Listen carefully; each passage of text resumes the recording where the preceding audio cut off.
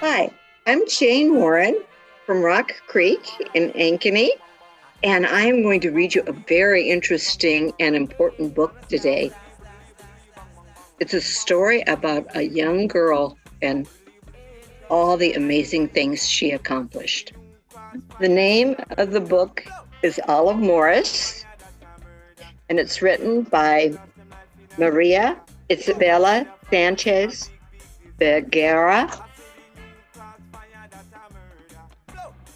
Once in a humble home in Jamaica lived a fierce girl called Olive. Her parents moved to England when she was small, looking for a better future for their family, and Olive and her siblings were left behind in the care of their grandmother. Olive was 9 when she joined her parents in London. She grew up in Brixton, an area where many Caribbean people had settled. On her way back from school, she could even smell the same spicy patties her grandmother used to cook.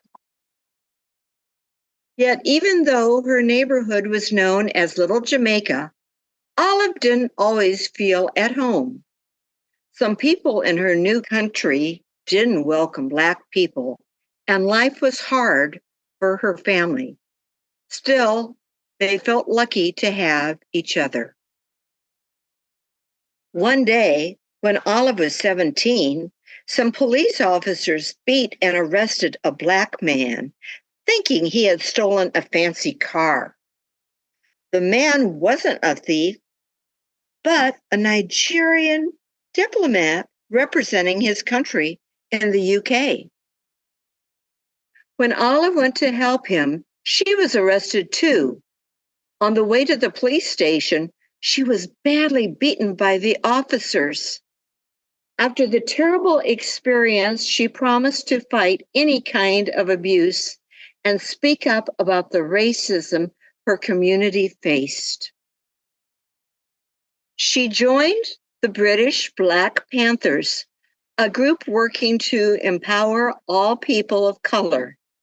It aimed to end poverty, discrimination, and police violence. Soon, Olive had gained a reputation for her fearless determination. One night, Olive and her friend Liz occupied an abandoned apartment above a laundromat. They didn't think it was right that buildings were empty while they had nowhere to live. So they squatted. They changed the locks and lived there. The building became a community center that welcomed any group willing to improve people's lives. Later, it hosted one of the first Black community bookstores, giving the neighborhood a chance to learn more about its history.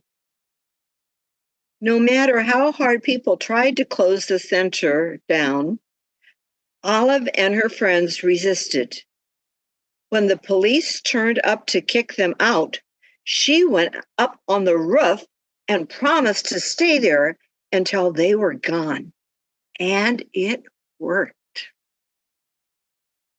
Olive went to study economics and social science at university. It wasn't long before people knew her name. She was involved in endless causes, fighting racism and sexism and defending the rights of overseas students. Olive was always thrilled to travel, discuss new ideas, and take part in protests. But it was the struggle of Black women that was closest to her heart. With other activists, she started a network of African and Asian women. Olive never stopped fighting for her community, and her work was not forgotten.